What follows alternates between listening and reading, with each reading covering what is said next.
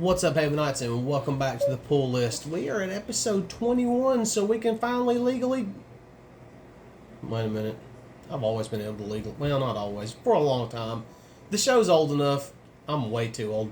Beyond that, this episode is going to be just a little bit different. I did not have a ton of books this week. Once again, I don't know. I've been having a lot of fifth week blues here lately. But we are fresh off the heels of the Sand Mountain Collector Con, so I will cover some of my pickups at the Sand Mountain Collector Con. That'll be it after the pull list. Don't get your hopes up. I didn't go after any big boy books. I'm really not known for the big boy books. I just like random and obscure things. So, it was decent. That's also my con haul in there. Right off the bat, since last Saturday was Batman Day, we will do Catwoman, Batman, Gotham War, Prelude. This was the free Batman Day comic. This one is really actually a recap of issue 137. If you're not reading Batman, issue 137, I believe that was last week or week before last on the pull list. Might have been last week. I do a breakdown of that particular issue, but this one also covers Wonder Woman 57, Gotham War, Red Hood issue number 1. And then there's also another small story back there of when Zur created Failsafe. Decent. I mean, it was a free comic. The Catwoman and the Red Hood story have no words to them. It's like silent issue, silent little stories in there. But I mean, it's decent. It was a free comic. As far as Prelude is concerned, you don't really find out anything about the story. Like I said, it just kind of covers what they have going on and what's coming up. Not a ton of information in there. And if you've read 137, you can skip the first few pages of it entirely. Next up on the list, we have Sins of the Salton Sea, issue 4 by AWA Comics. So, in this particular issue, our brothers do come face to face again. We are... Basically, we have the Sons of the Salton Sea. And there's about to be a lot of spoilers in here. Honestly, I don't feel like we're at a point in the story where we really and truly know who we can trust. And I am going to open this up and show y'all a couple little things in here. But basically, the head of the family, it's kind of passed down from one to another.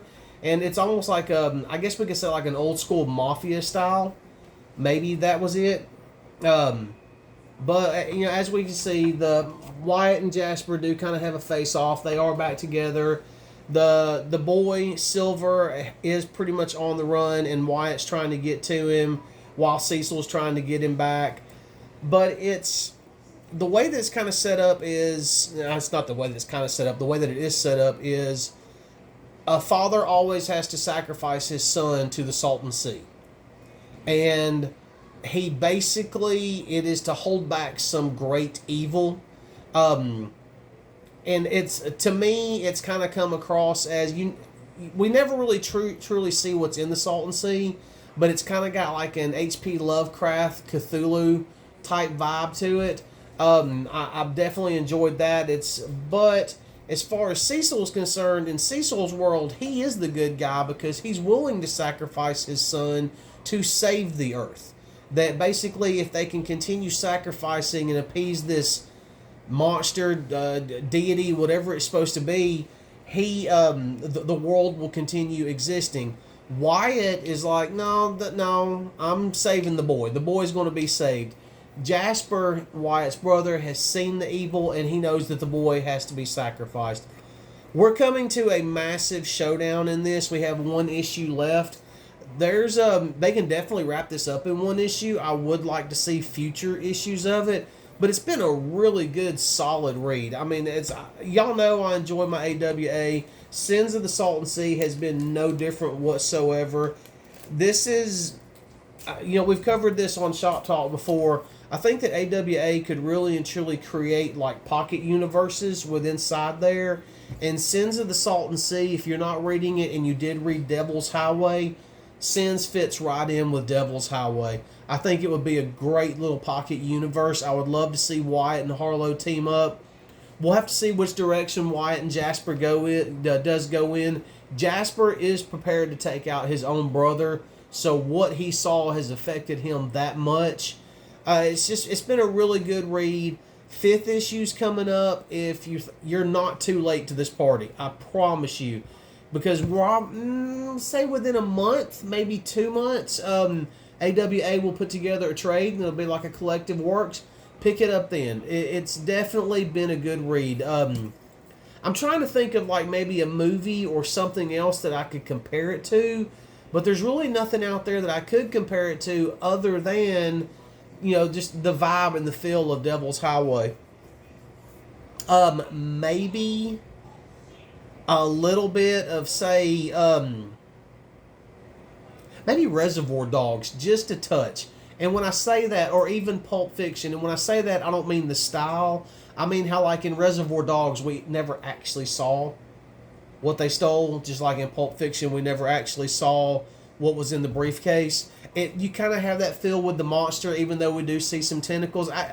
It's really hard for me to explain. If you read it, you'll understand what I'm talking about. But just a great read, and I'm kind of rambling about it.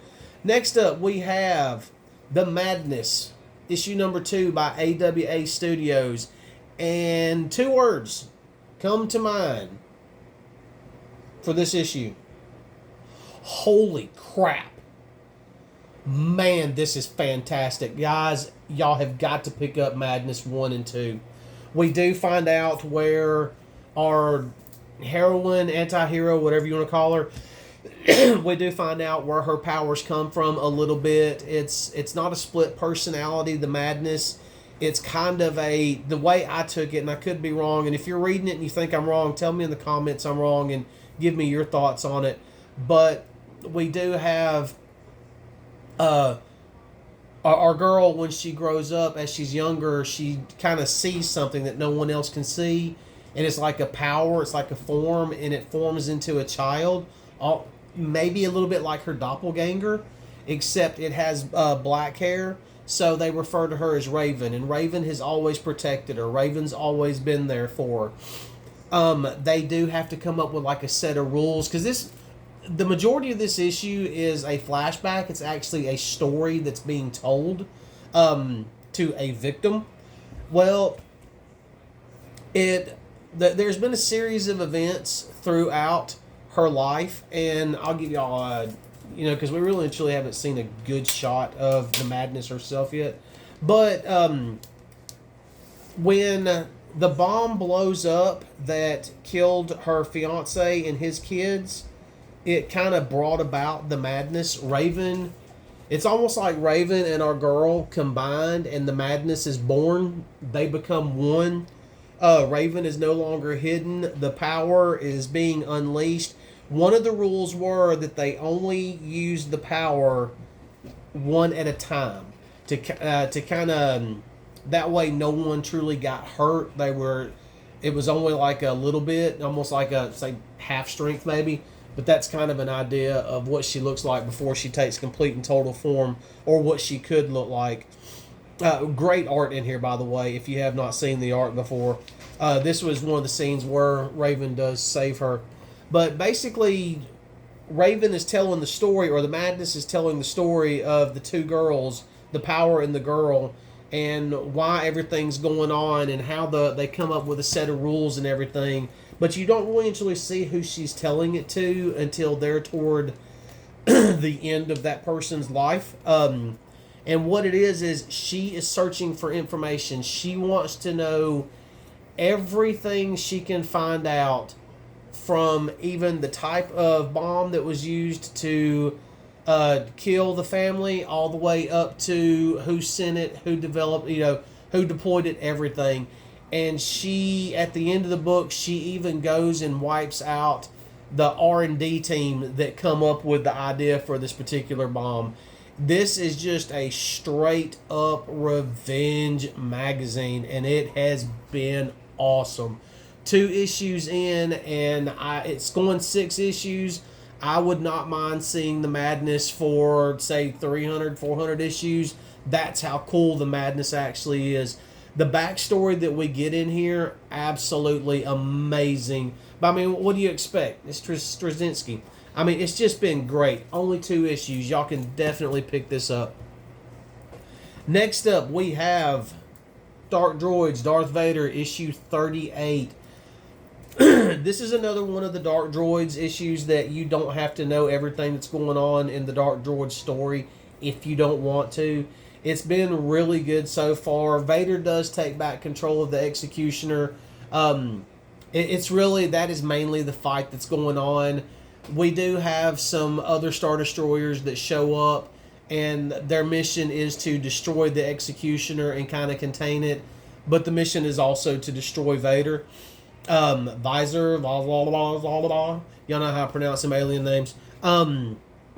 His mission, he has set them on a mission to take out Vader. We all know that doesn't happen. But it's a good issue. Vader's really and truly regaining his power. At the end of it, he does go back to Mustafar. He does end up going into the cave with the thing.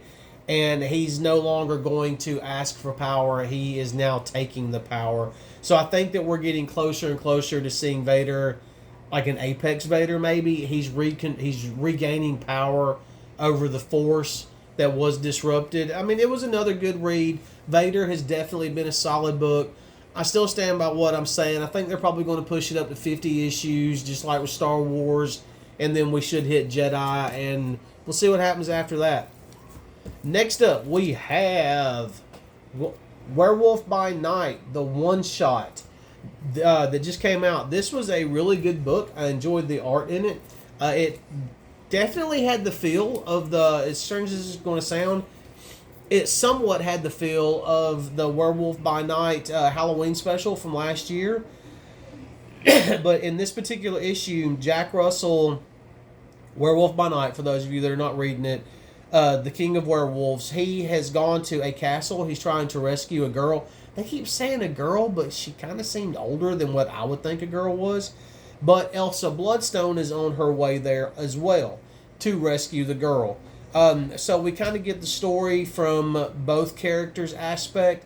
It was a really good and it was a really fun read. This is a one-shot that...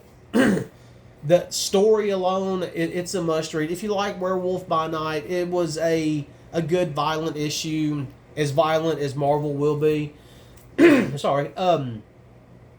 The Elsa Bloodstone and Jack Russell, they do kind of, in their own self-narration, they talk about the relationship that they used to have. It doesn't really go deep into that. There's still a lot of tension between those two, that kind of tension.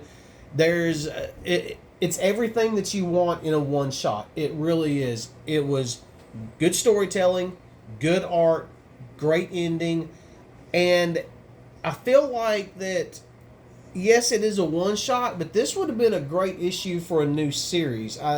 This is one of Marvel's better one shot or miniseries, whatever you want to lump it in, than they've done in a very long time. I really and truly can't recommend Werewolf by Night enough. We do see kind of a different Jack Russell at the end of it when he turns back human form. I don't want to ruin that for you, but it's not what I was expecting. It was actually better than what I was expecting. I thought that it looked really cool. I like the way that they did it. Just a solid story, a fun read, an easy read, and one that you can knock out fairly quick. As far as the pull list is concerned, new pickups. I got one left, and then after that, we'll kind of jump into a couple that I picked up at the con over the weekend. But next up, we have Daredevil #1. This is our first issue by Saladin Ahmed, and I was pleasantly surprised. This was a really, really, really good first issue. Matt Murdock is still a priest, and we did pick up from where Zdarsky left off. He kind of gets these bizarre memories or maybe like dream flashbacks. You never see them of a life that he didn't know he had, that he does not understand. But he does, after a while, he does recognize Elektra. He knows her name because of her smell. I believe that's how it was described. And Elektra has actually been possessed. Well, our priest, Matt Murdock, just knows that he needs to go after her, and I thought that we had a really cool moment, kind of a call back to the TV show, but he's in his priest uniform. I say call back to the TV show because he's wearing all black. He's in his priest uniform and he's got the collar, but he's got the black mask tied around his face down to his nose, and that's when he goes to try to help and save Elektra. He does fight Elektra, but like I said, Elektra is possessed, and we're definitely getting the supernatural feel in this one, in this particular issue. I don't know if that is the direction that Saladin's going to go in, or I could be pronouncing his name wrong. Y'all know me by now. But it ends up not being Daredevil that saves Elektra. It ends up being Matt Murdock, the priest, that saves Elektra, because mid-fight he has to stop and perform an exorcism. I thought that was a really cool touch. I mean, it was... If you read the book, and it was an oversized issue, if you read the book, that was a really good touch. Elektra thinks that Matt's getting like the majority of his memories back now. I don't think he's still 100%, but he does save Elektra, and Elektra pretty much assumes that he's just going to automatically return to her, and return to the life. Sorry, I kind of jumped ahead. The church that Matt Murdock works at has been secretly funded, and he keeps taking in like wayward children to help them out.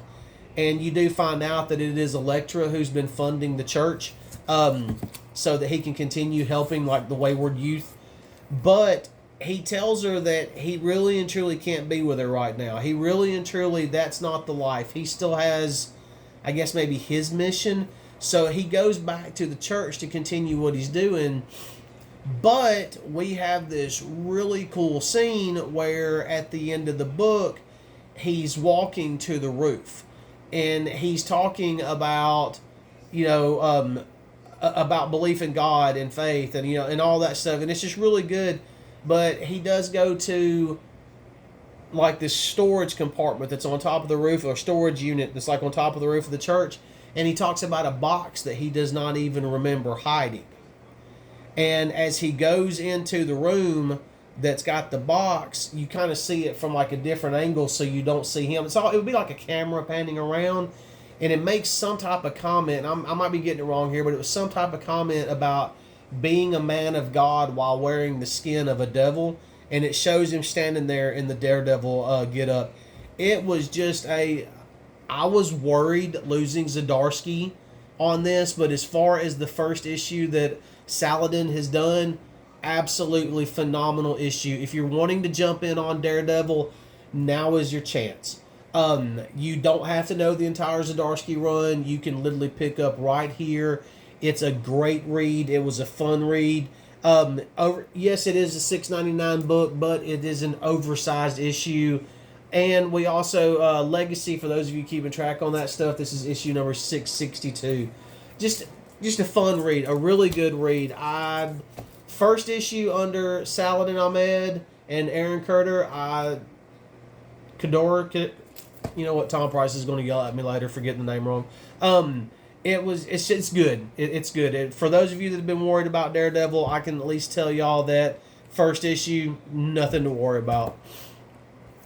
That is it for my new comics. I did have a couple of pickups from the Sand Mountain Comic Con. This was a first year that Sand Mountain Comic Con went on. There's a link down in the description below. That is Nick Ellis from Two Brothers Comics and myself walking around. We got Dustin Ellis on there. We talked to Corbin Delaney, a local artist. We talked to Brian Silverback's artist out of Atlanta, technically Smyrna. We talked to Josh from Haven. We talked to Jeremy Long because Jeremy Long, that does the Huntsville Pop Culture Expo, has also done the Sand Mountain Comic Con. So we just kind of walk around, talk to people, show everybody the con was looking like. It was a smaller con. It was a fun con. As far as pickups are concerned, whenever I go to a con, I do have certain people that I buy things from just so I can kind of support them at the con.